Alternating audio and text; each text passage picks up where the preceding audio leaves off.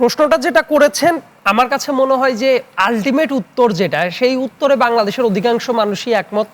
রাজনৈতিক দলের নীতি নির্ধারণী পর্যায়ে যারা আছেন আমার কাছে মনে হয়েছে আলটিমেট গোলের ক্ষেত্রে সবাই মোটামুটি একমত। এখন ব্যাপারটা হলো একটা প্লেটে আপনি খাবার সার্ভ করার টাইমে আপনি কোন প্রসেসে সার্ভ করছেন এটা খুব গুরুত্বপূর্ণ ব্যাপার। জি, কারণ খাবারটা সার্ভ করার সময় ভাত, মাছ, মাংস, দই সব একবারে একই প্লেটে একসাথে দিয়ে দিলেন, ওইটা এই ওয়ে অফ প্রেজেন্টেশনের জন্য এই ব্যাপারটা ভস্কট লেগে যেতে পারে। কিন্তু যদি সুন্দর মতো প্রেজেন্ট করে যদি ব্যাখ্যা করা হয় এবং স্টেপ বাই স্টেপ যদি করা হয় আমার কাছে মনে হয় অনেক সংকটের সমাধান হয়ে যায়। অনেক ক্ষেত্রে যেটা হচ্ছে মিসকমিউনিকেশন হচ্ছে অনেক জায়গায়। এই যে বললেন না যে আস্থার জায়গা, দেখবেন আলটিমেট কথা একই কিন্তু এমন ভাবে কথা হচ্ছে বা এমন ভাবে বিভিন্ন জায়গায় যাচ্ছে মিসকমিউনিকেশন হওয়ার কারণে যে এইটা বোধহয় করবে না, আগে তো এটা বললো এটা বোধহয় করবে না। যেমন যেদিন এই সরকার শপথ নিলে একটা ঘটনার কথা বলি তাহলে উদাহরণটা বোঝা যাবে ব্যাপারটা। সালাউদ্দিন সাহেব যখন ব্রিফ করছিলেন ওই সংসদ ভবনের ভেতরেই উনি কি বলছিলেন যে এই যে শপথটা যে নিব, নেওয়ার জন্য শপথের প্রত্যেকটা ওয়ার্ড কিন্তু আমাদের কনস্টিটিউশনের ভেতরেই লিপিবদ্ধ আছে, রাইট? একটা ওয়ার্ডও বাইরে থেকে আনা হয় না। উনি কিন্তু বলেন নাই যে ইয়েস আমরা পরবর্তীতে এই কাজ করব না, এটা করব না, অমুক করব না, শপথ নেব না। উনি বলছেন এটা করার জন্য সংসদে যাই আলাপ আলোচনা করি, করার পর এটা ইনেক্ট করে ভেতরে নিয়ে আসি, তারপর দেখা যাবে। এখন এই প্রসেসগুলো যদি সুন্দর মতো ব্যাখ্যা করে দেওয়া হয় দেখবেন যে অনেক জায়গায় অনেক সংকট না থাকে। কারণ আমি নিজেই চাই গণভোটের রেজাল্টটা ওকে থাক, জুলাই সনদ অনেক জায়গায় বাস্তবায়িত হোক, এমনকি এমন অনেক অধ্যাদেশ আছে যে অধ্যাদেশগুলো বাস্তবায়িত হইতেই হবে। দেখেন অনেকগুলা আইন তো আমাদের এই টাইমে কি করতে হয়েছে, অর্ডিন্যান্স আকারে নিয়ে আসা হয়েছে।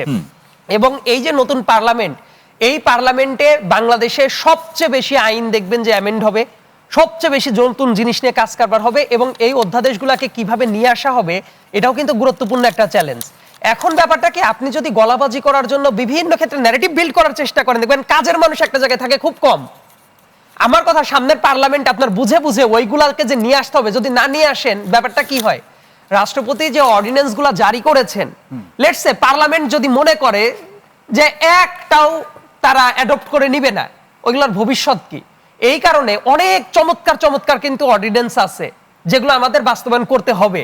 এই জন্য যেটা করতে হবে এই প্রশ্নগুলো সেটি নিয়ে আসতে হবে। জি, সেই প্রক্রিয়া দেখেন এই জায়গায় যদি কেউ রাবার স্ট্যাম্প দিয়ে রাখে যে ঠিক আছে আমি জিতে গেছি, ভাই বাংলাদেশে টোটাল মেজরিটিও না, কেউ যদি 300টা আসনের 300টা আসনও ইভেন জিতে আসে এমন অনেক ডিসিশন আছে 300 জন এমপির 300 জনও একমত হইলে করতে পারবে না। শেখ হাসিনা কিন্তু গণভোটের বিধান তুলে দিয়েছিল, কিন্তু 2025 সালে যদি দেখেন 24-এর লাস্টের দিকেই ওই যে আদালতের রায়, যেটা অ্যামেন্ডমেন্টের যে রায়গুলো হলো, তারপরে কিন্তু আদালতের বৈধতা কিন্তু চলে এসেছে গণভোটের। এবং এমন অনেক ফান্ডামেন্টাল জিনিস আছে যে 300 জন এমপি একটা দলের যদি থাকে তারাও যদি মনে করে যে আমরা এটা করব না বা চেঞ্জ করে ফেলবো, লেটস সে কেউ আসার পরে বলল যে আমরা এই গণভোটই চেঞ্জ করে ফেলবো, আমরা তত্ত্বাবধায়ক সরকার বাতিল করে ফেলবো, এটার পারবে না। সেটি তো অনেক প্রশ্ন থাকা উচিত। এই যে বারবার করে বলা হয় না যে সরকার আন্তরিক কিনা, ইয়েস সরকার আন্তরিক অবশ্যই হওয়া উচিত, কারণ পাবলিক পারসেপশনটা যাতে এমন না হয়। এই ঘটনাগুলো কি প্রমাণ করে কিনা যে সরকার আন্তরিক? এই রিটের প্রসঙ্গ এখন কোনো কিছু করা মাত্র আপনি যদি দেখেন যে সরকার আন্তরিকই না, ওই যে সরকার যাই দোষ, এরকম কাজ তো ঘটেছে। ইরানে খামেনি মারা গেছে, তারেক রহমানের বিরুদ্ধে স্লোগান দেওয়া হচ্ছে, কোন দলটা স্লোগান দিচ্ছে না বললেও সবাই বুঝতে পারবেন না, ওইটা ভুল ব্যাখ্যা দেয় না জাতিকে।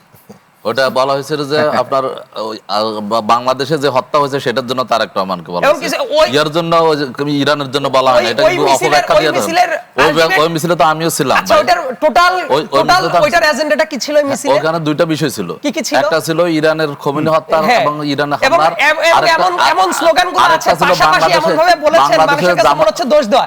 বাংলাদেশের জামাতের কর্মীকে যে বিএনপি নেতারা হত্যা করছে সেটা প্রতিবাদ আপনারা বিরোধিতা করতেই পারেন, কোনো সমস্যা নাই, কিন্তু একটাকে আরেকটা দিয়ে সাফা দিয়ে মানুষের ভুল দিয়ে না, বরং আমার কথাটা একটু শেষ করতে দেন। একটা উদাহরণ আরেকটা বলি তাহলে বুঝতে পারবেন যে অনেক জায়গায় কিভাবে ভস্কটটা পাকানো হয়।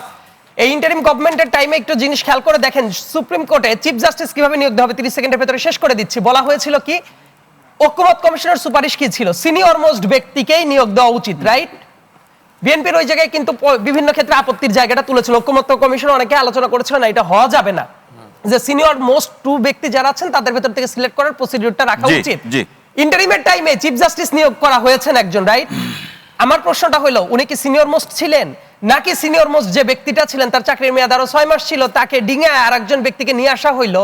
তাহলে ইন্টারিমের টাইমে ঐক্যমত কমিশন বসিয়ে যে আলোচনাটা করা হয়েছিল, তারা নিজেরাই ওই বাউন্ডারির ভেতরে যে অনেক ক্ষেত্রে যাইতে পারে নাই, এই আলাপ আলোচনাটা করলে অনেকের আবার ইন্টারিমকে সমালোচনা করলে নিজেদের ঘাড়ে দোষ নেওয়ার একটা জায়গা। অসংখ্য ধন্যবাদ। অনেক ব্যাপার ফ্যাকচুয়ালি দেখাটা উচিত। আরো যে